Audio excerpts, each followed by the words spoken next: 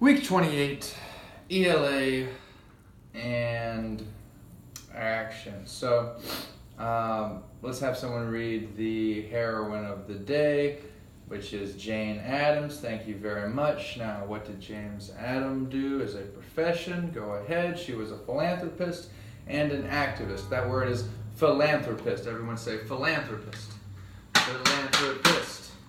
Good. So we don't have a word of the day, but hey, let's just make it philanthropist because this is a word that we should know. It's built out of philanthropy, which means charity or doing good work for other people. So what do we know about Jane Addams already?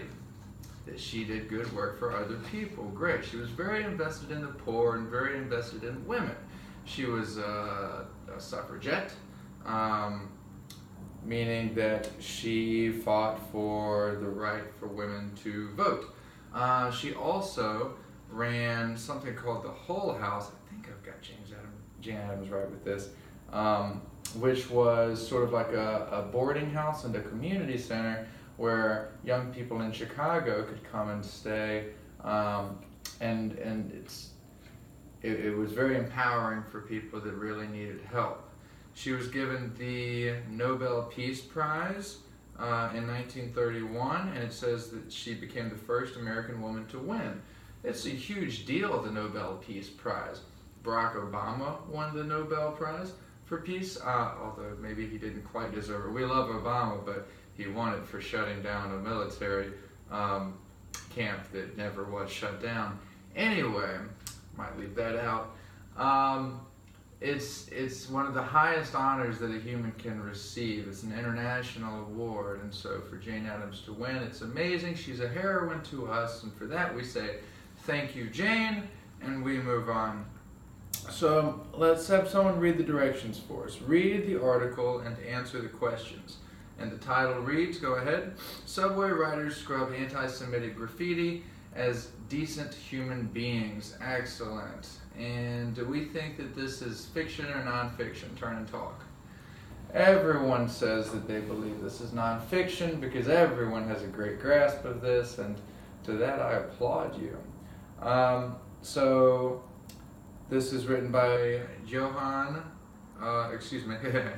This is written by Jonah Engel Bromwich, and this occurred on February the 5th, 2017. I asked you a question last week. Do you think that anti-Semitism is still a problem?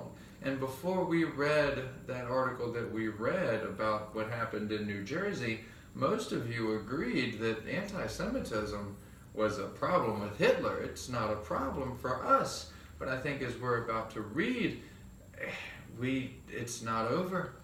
And so it's incumbent upon us as responsible citizens to stand up against prejudice of all forms. And specifically today, we're going to talk about our role as good people to stand up against anti-Semitism.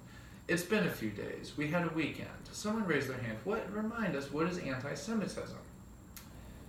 Thank you, Yadiel, for correctly pointing out that anti-Semitism is discrimination against Jewish people or any real negative sentiment against Jewish people. And so we're going to read today about an occurrence in New York. Someone read the caption under the photo. And it reads, commuters wiped away anti-Semitic graffiti they found on a number 1 subway train on Saturday. Within about 2 minutes, all the Nazi symbolism was gone, one rider wrote on Facebook. Good. Who rides the 1 train? Raise your hand. I ride the 1 train to work every day. I was on the 1 train an hour ago, and I was shocked to read that, look at this, February 5th, 2017, that was a year ago. That on the 1 train that you ride, you may have even ridden the train on this day, there was anti-Semitic graffiti. Let's turn the page and find out more. All right. So we read the first paragraph, and then we get to the second paragraph where there's a bit of language that I'd like to address. So it reads, the car's windows and posters were covered in anti-Semitic graffiti, according to accounts Mr. Locke and another passenger in the car, Jared Need. What is graffiti? Okay, good. Graffiti is any drawing on public space. So lots of people, graffiti artists, use spray paint for this, and I think graffiti gets a bad rap. It's considered vandalism by most. We remember we talked about vandalism as a destruction of property. But a lot of times in public spaces, we see graffiti that's good. Raise your hand if you've seen some graffiti you liked before. You thought, whoa, that's cool, that looks awesome.